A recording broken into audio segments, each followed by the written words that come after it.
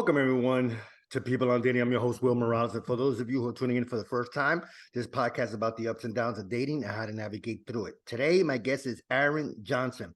He's a facilitator, public speaker, touch specialist who practices closeness as a way to break down barriers between people. Aaron, thank you so much being on People on Dating. How are you, sir? I'm doing very well. So good to talk with you. Yeah, it's my pleasure. So, Aaron, I always ask my guests this. What was your journey like to get here to today? You're a facilitator, public speaker. What was that journey like for you? Yeah,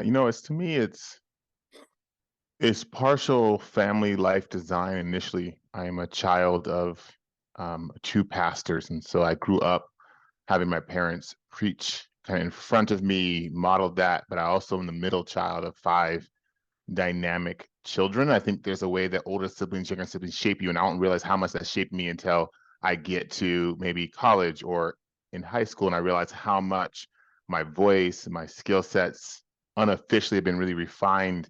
My mother was very intentional about training all of us how to speak specifically and profoundly. And then as I kind of merged out of high school, I realized that one of the greatest skills that I was given as a young adult was a skill set of performance and specifically talking in front of people and communicating to individuals, even in smaller groups. And so that felt like the foundation. And then after that, I think I realized, when I graduated from college, it was 2008, and the economy just crashed. And I got out of art school as a photographer and art creator, and nobody was hiring photographers. Nobody was wanting to buy or sell art. Everybody was kind of just like, trying to stay above water. And so there's a way that I really calibrated back into those initial skill sets of how do I communicate.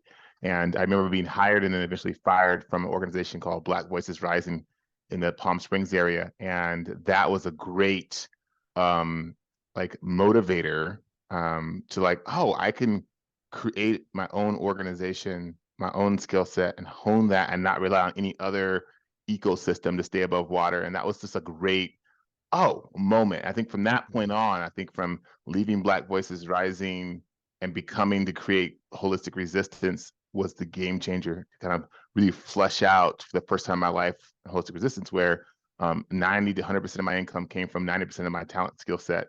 Before, I was doing 10% of my actual skill set and 90% of my talent. And I'm so grateful, now that I'm on that trajectory. It feels profound in my whole system. Well, that's some journey. So, do you think, and we'll get to the topic at hand, do you think that people do see that though, when, you might lose a job or whatever, it seems like you had self-reflection, you knew what you wanted to do, you got to let go from the other job, but you had the foresight to say, wait a minute, you know what, this might be a blessing in disguise. When it comes to dating and things like that, as men or women, do we see that? Do we have that foresight to see that, hey, let's not take that past relationship into the next one? Does my question make any sense at all? Yeah, it does. And I think for me, the ability to take a breakup or a fracture and turn it into something that actually propels you forward has a lot to do with like how you built the initial nest. I never went into college thinking that I didn't have a clue. I had a plan when I went into college, how to exit. When I went into a job, I went into how am I going to survive at this job besides to pull back. When I go into relationships, I don't go into relationships thinking like, how is it going to end? But relationships will end either in death or in choice, but they're going to end on some level. And so there's a way that I go into relationships prepared to, the collapse is not necessarily a negative thing when I initially go into it. And so I think for me, I think of relationships romantically, platonically, and all those fuzzy spaces in between. When I start to build that structure, it's really about slowing down how much of myself is efficient in that whole ecosystem of my whole kind of emotional, spiritual, and body space. And then when I jump into the relationship, it's not that this job or relationship is now going to make me any better or worse. It is an enhancement on top of the magic's already there. So if it goes away, I can move forward. And even with the hit, there's a financial hit, there's an emotional hit, but the hit doesn't hit the core part of the magic, core part of myself, the core part of my identity, the core part of what I think is the best version of myself. And so I think that is one of the advantages that I have. I think it depends on how you've been hurt before you go into a job or relationship or you're going into that will determine how you're able to. I think a lot of folks can go into a relationship and the relationship is the core part of themselves. When it collapses, it really pulls their whole ecosystem down into that. So I think this just depends on what trauma stories you're entering in. And for me, I was able to enter in with a much more intact clarity around myself. And that's one of the other gifts that came from my early childhood and my family structure. Oh, that's interesting. I like how you say, um, how have you been hurt? If I got that, if I quoted you right, Yeah, because I yeah, think too, Aaron, some people, let's say for me, for instance, when I grew up with my grandparents, you know, my mom and dad were around, but I didn't know what happened. It wasn't until years later, when I was, I think, in my 20s or 30s, I asked my mother what happened, and then she explained. But for a little while, maybe a long while, it affected my relationships because I couldn't give myself 100% because I never received 100%. Um, so going back to what you said, how you've been hurt, that's how I was hurt. Hey, hmm how come my mom didn't raise me? And then as I gotten older, right, I realized that it was a blessing in disguise because my mother and yeah, father they separated, they divorced. My brother went with my father, my sisters went with our mother, and it was such a chaotic time for them. And I realized that I grew up with my grandfather. It was stable, it was peaceful, so I realized that it was a blessing in disguise. I don't think a lot of people can maybe find a positive in a breakup if there's such a thing. Um, what do you think about that, Aaron? 100%. I think you nailed it. I think there's a way in which, from the love songs to the kind of dating apps to when we meet people, sometimes we can get really almost like mesmerized by this immediate human in front of us, the skin, the voice, the chemicals, and sometimes we wait a little too long to get to the heart and the actual hurts, and then maybe even deeper to the trauma stories. I think because of a culture, and I say if you're just in America, outside the United States, this is different. But in America, I would say that one of the biggest hurts that I continuously have navigated and also witnessed um, is that we don't listen as a culture romantically. Like we get excited about um, these immediate stimulations of fun dates, and that's great. I'm all down for fun dates and the first kisses and all those things. But there's a way that we don't have a culture of listening to each other's Mm. hurts in a way that allows us to really. People always say, how are we aligned? I always say, how does your trauma align? Like, where does your trauma align? Where does your hurts align? Because sometimes you have these trauma stories that align in ways that are really problematic. You have a person that likes to maybe manipulate and take advantage of someone that is their hurt might be that they need a tremendous amount of attention. They need a lot of Mhm. attention. They don't like know that that's like in their body. They may not track to maybe haven't any therapy on it yet, but it's there. And someone else's hurt might be, I hate to be abandoned.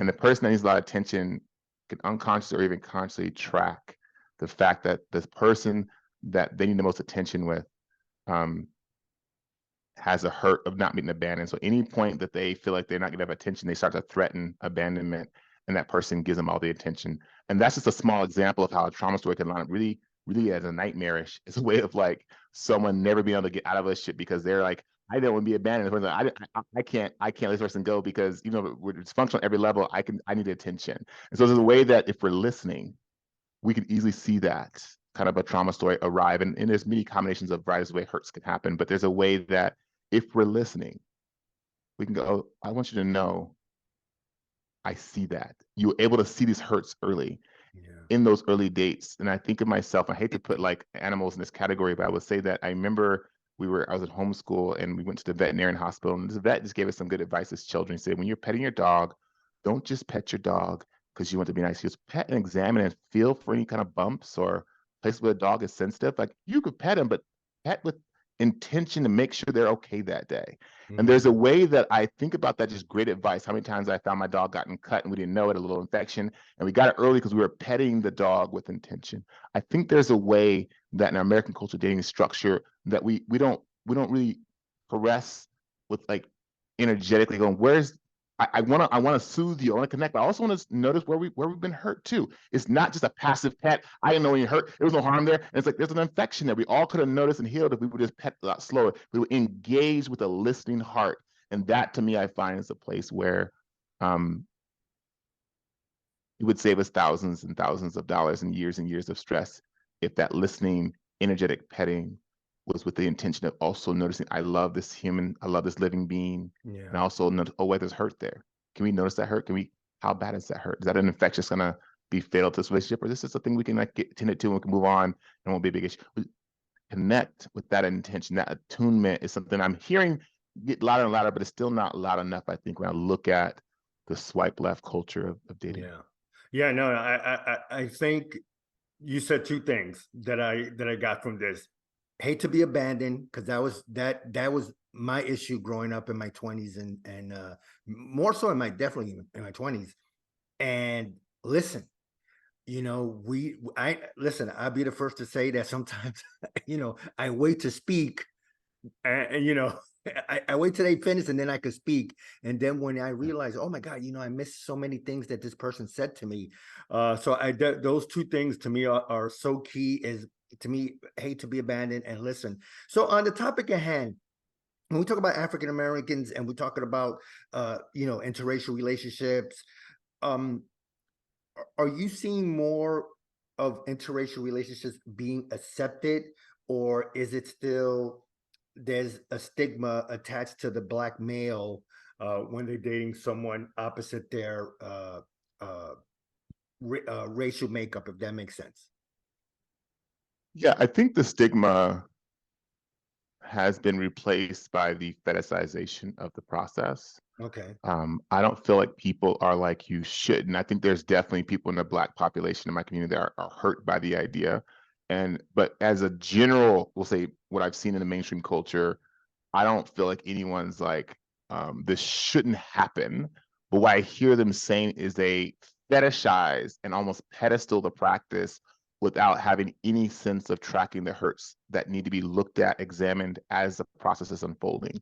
And that feels like the kind of way where a lot of folks um, are causing a lot of damage or just doing a lot of emotional calorie burn and just being shocked on the impact of pain in that process and just not having that kind of public candid conversation about what it means to track how our culture can override good thinking so quickly and bring in some really toxic and dysfunctional practices and make them feel normal. So are you seeing then that maybe, like you said, is maybe like I said, could be a fetish or a fantasy, whatever, of the Black male with, again, whether it's a Latina woman or a white woman, whatever. Are they not getting to know the person themselves? It's just basically a physical appearance that they see in an African American male. Is it not trying to get to know this person inside? Is just basically just a physical appearance that sets the fantasy to a different level. Well, Did I think Yeah, I go totally ahead. understand. I think the first Okay. thing I noticed across the board with non-African heritage women reaching for Black men is they underestimate the propaganda, the story of the Black brute that feels like a balanced culture conversation and is as unbalanced as it's ever been, if not more so. And so I think there's a way we underestimate our early exposure to pornographic images. We underestimate the NFL, we underestimate the NBA, we underestimate the commercials, we underestimate the hip hop culture and how 98% of the content that we're seeing is the Black brute invested narrative. And then we absorb that as an exclusive identity. And then what we notice about all the things I just mentioned, what we'll never see is tenderness. What we'll never see is vulnerability and collapse and rebuild. We'll never see the mental health collapses under that. We'll never see the places where we are such a diverse emotional profile, because when we're talking about marketing and sharing an idea, being human is last on the list. Being engaging and holding our attention is like the dominant concept. And so any marketing scheme that says if we bring emotions to the NFL, it actually hurts. If we bring tender emotion, not just like, oh, that's emotion, but like the tender collapse emotion to the NFL, it actually hurts the brand of the Black brute. And it's harder to kind of rebrand that when we built our entire brand off of the muscle, strong, invincible, non-emotional Black male structure that's invested in and supported by the culture around it. So there's a way that as non-African heritage folks date Black bodies, there's no interrogation of that seed that starts when they're like 4, 3 years old, all up to that first date. And so without any interrogation, they're just going kind of quietly in the marching orders of that. So it kind of surprises them when they need to hold space for emotional space. It surprises them when there's any kind of collapse of mental health support. It can feel unbalanced. So there's a way that we just need a bigger lens on the emotional profile and understand the profound, deep respect we need to have now for the propaganda machine we're swimming in and called America. Yeah, you know, that you now that you said that about showing vulnerability and all that, I remember, I don't know if you saw this, I was speaking with Aaron Johnson. Today's topic is about sex, Black brute, and interracial relationship. There was a young man who posted something on TikTok. I don't know, my guess he was in his late 20s and early 30s, and he posted a video that he went on a date. He was talking to this woman for 2 to 3 weeks, and she never showed up, never called. And you know, he's outside, very emotional now. People were making fun of him because he was showing some, you know, some hurt. He was hurt. He was showing some vulnerability. And you know, at the same time, I said to myself, boy, if I was him, I wouldn't have done that. Just keep it inside. Just work. Don't let the public see that. But then now that speaking with you, Aaron, I felt now I feel that, yeah, you know what, he was showing his human side, but some people made some fun of this gentleman that I kind of felt bad for him. I didn't want him to do it, but at the same time, he did it. But people were making fun of him because of what you just said. You know, you can't show that side. You know, it's the Black brute. They have to be 100% macho all the time. And what's wrong with showing that you're vulnerable? Now, should you show it to your to the opposite gender, or is it kept inside with a group of buddies that you know, that you grew up with? And because it seems that's the narrative being sent out there. Do not show vulnerability to the opposite sex. Maybe show it to your boys, to the guys you grew up with, your best friends. That's the way, because you don't want to show it to the opposite sex, because they might take advantage of that. Does does Yeah, that I think correlate with what you just brought up? well, I think, you know, there's layers here. I think the idea of like, Okay. should we show our emotions to our boys, to our family, to folks that we've had a long relationship versus our partners, our romantic interests at whatever Yeah. level. I think there's a couple things I would really want to interrogate in that narrative, a piece of like, you said it really at the end, you said, or they'll take advantage of it, right? Yeah. Or they Use could it take advantage against of you, it, weaponize it use it against against you. you. Yeah. Yeah. And so I think that there's a myth there. There's an emotional maturity that I think that is being invited into relationships that are wanting a full profile. If I'm in a relationship with someone and I'm going to practice being fully human, and I know there are people that want to manipulate someone's emotions, the important piece here is that we want to make sure that when one shows their emotions, what they're expressing is that they're human. Mm. When one wants to manipulate the emotions, what they're also showing is that they have trauma in their bodies, that there's a hit somewhere in that space of trauma. And so I think there's a way for us, we'll go back to that initial statement of listening. I feel like the first foundation of the relationship is starting to decide how we want to be with each other, right? So I think that if I'm in a place of like, I like this person, but I'm gonna act as if I'm not gonna show any emotion because I want them to weaponize those against me. I think there's a way in which I'm actually speaking to a deeper dysfunction of what I accept in relationship structure, right? My anticipation of manipulation means that I don't think it's possible for us to really drop into um, being in a place of being fully human, being masculine, and then what does manipulation look like and why does it work? And I think for me, if I look at being fully human and manipulation, I feel like manipulation happens more often when we actually don't have access to our emotions, when we're shut down, as versus when we actually have access to our tenderness. I think our tenderness allows a open playing field of emotional intelligence, of seeing one another, of understanding that I care enough to speak clearly about where I'm hurt. And I think that's where I really feel like this is a Black brute challenge. It's a male challenge in America of like the default of I'm going to be manipulated. And what I oftentimes see is that most men are manipulating because they have this cold shield around their heart, and they're not actually even they're able to leverage the emotional being, which is a stereotype of the woman or the opposite gender version that's reaching for them. They're stronger because they're not feeling. And that's actually the mistake. I feel like there actually is a space where more manipulation happens when an emotion intelligence is not being exercised, as opposed to when it's shut down. Shut down to me is a nest for manipulation in most cases. That's why I think most of the situations feel manipulated, because we haven't actually had the muscle of being very candid and clear and tracking of each other and really listening and being attuned to what it means to be heart connected. So I think that's one of the things I encourage a lot of folks. And I think when I talk about dismantling oppression, it's really about that listening piece. It's a theme across the board, and relationships, unfortunately, are in the middle of that. Yeah. I mean, I see how the dating pool is now. I'm in my 60s, and I see that women and men in their 20s and early 30s are such a difference in the generation. When I was growing up, you could talk to your partner and say, hey, I guess is there, all right, let me rephrase this. Is there a way that you could talk to your partner without showing uh tears in your eyes? And although, I, I guess the question would be, how can you show someone that you do care, that you are going through ups and downs in your life, without showing tears or anything like that? Again, did my question make sense? Because it seems like if they're going to weaponize it against you, or they're afraid that it might be weaponized against us, is there a way to talk to someone without, for lack of a better phrase, breaking down?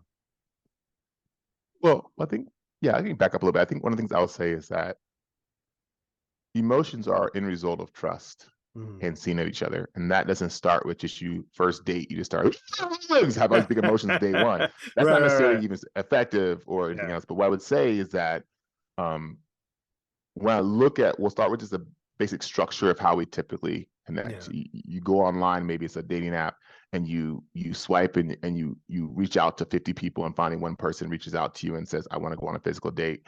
And you finally get to that magical moment where you're going to interact on the phone, or you kind of plan or interact. And what I want to say is that if we're starting to, I'm using folks that are in a serious desire for a committed relationship. It's not like a one night stand kind of a structure. That's a different narrative. Just if you're intended to have a long relationship, I will ask everyone this question: how do you design a reach that the end result, the best case scenario, is that I'm going to watch you die, or you are going to watch me die? That's the best case scenario. Maybe we both die at the same time, but that's a movie. Most of the time, one of us will go first. I'm saying that only because if that's the best, that's the end game. That we grow old together, and that I'm holding your hand on your deathbed at every age. We have no idea what that's actually going to be, but I want to be there till the end. That's the songs that we sing. That's the stories we read. That's the movies we watch. That's the dream, is that I loved you till the end of life, or as close as possible. This is a marathon. Okay. So I say that, right? Just want to hold that as a backdrop to the structure in which most relationships are based upon. This is for years to come. If that's the foundation, then you'll want to say, before you even get to emotions, before you even get to, can I cry in front of you? What kinds of questions have I asked myself? How have I examined myself? And now, once I've examined myself, then I'm going to ask questions of the person across from me that are building the foundation of depth. There's no emotions per se. I might have some tears naturally like her. It's just about, how can we flex emotion? I'll give you an example of a question that you might want to have in the ongoing journey of, so maybe you've gone to the first date, the 20th date, you're getting along, you're kind of make yourself a thing. It's a thing. You're hanging out, you're loving each other. It's like going well. So when that goes well, it's never going to happen as conflict, what we talked about before. where you can be manipulated. Before we get to the major conflict, it's like, oh, you're late, whatever, it's small. No, it's a little ifs of the early 20 days of a relationship. I bring this question on a regular basis. Am I disagreeing with you? Am I arguing with you as if tomorrow is guaranteed? Am I arguing with you as if tomorrow is guaranteed? Or am I arguing with you? Now, I get upset. I've been married for 11 years. I had some time in just put into the process of being married. It's inevitable we have conflict, but I realized when I asked this question day one of my marriage, day one of my long-term relationship, and I said, if this was the last argument I was going to have with this person, how would I hold that conversation? How would I even have this argument in the first place? Right? Because I say that what it does is it matures the conflict. It matures the idea of how I want to reach. Because oftentimes see folks say the most rudest things to folks as if tomorrow they can get up and everything that they'll have tomorrow. There's a way that we argue as it's the case. What I say is it matures us a bit. It reminds us that we're human. That level of maturity changed all of my conflicts for the last 11 years. Still had them. My voice was different. My timing was different. My care was different. Because I have had some dear ones in my life that I spoke to, and 5 minutes later they were dead. I had that experience already in my life. It was tragic. It was carnage. It was painful, but it matured me. I talked earlier about how hurt can make you go forward. This is an example of where it matured my heart. It goes, oh my goodness. I remember going to a dear friend of mine. I was in high school. I was just graduating from high school. We were like 2 years out of high school. She got hit by a drunk driver. She died. And I remember in high school, like always, they had tiffs that didn't make sense. I went to her funeral. All of our high school friends came. The friends that had beef with her for nothing, right? The beef that we guaranteed we had tomorrow idea were just devastated. Like, hey, she was actually really cool. Why did we just have that beef about nothing? Yeah. Right? I say that because relationships end up that way. I say 90% of relationships I see witness in America argue, have conflict as if tomorrow is guaranteed. These are the kind of questions you want to have. If you want to have that kind of stamina, the depth, I'll conclude here and say, what's important about both of those topics is it brings depth to the connection. Not just about your booty. It's not just about your smooth skin. It's not just about how much you six-pack. It's the depth of seeing you as a being. And the depth is the nest in which emotions can then live. If you have no depth, emotions show up like a surprise. They show up uncomfortable. But when you already have depth, it's emotional, no tears involved. It's those questions like that that are moving through the relationship on a regular basis. When emotions show up, it's a nest to land in. And then now the emotions can thrive in that kind of already the depth is, we're already swimming at the depth in which emotions can show up and not feel surprising. But if we're talking about the Dodgers and the weather, and then emotions come up in carnage, it feels shocking to the system. Right. Wow. First of all, Aaron, I want to thank you so much for being on People on Dating. I really appreciate it. And before I let you go, anything you want to talk about, anything you got coming up, any type of speaking engagement, book you want to promote? Because you do have like 2 to 3 books in you, definitely. Anything you want to talk about? Well, there's a couple of big projects we have coming up next year. We are just in our second cohort of our Touch activist program, and that program is, to me, one of the most profound projects we do. It helps across the board. This is an activist program, but at the same time, I think everyone could deal with how do you disrupt the chronically undertouched body. This is huge. And then we have a TEDx talk that went live in May, but we're pushing huge here. And it's also about the Chronically UnderTouched project. And so I would love for folks to check out the TEDx talk and to get it's into y'all's hearts. I feel like it would add a lot of value to how we can support each other around touch and around being connected, and what does it mean to hold a deep listening practice with each other. Yeah. And if somebody want to get in contact with you, what's the best way? You can go to cutproject.org and email me, and you also can go to holisticresistance.com and email me, and we can drop in, or you can go on Instagram at cut.project and just message me, DM me there too. Yeah, I'll definitely put it on the show notes. Well, first of all, Aaron, again, thank you so much for being on People on Dating. I really, really appreciate it. Thank you. It's an honor to be with you. Yeah, my pleasure. Bye-bye.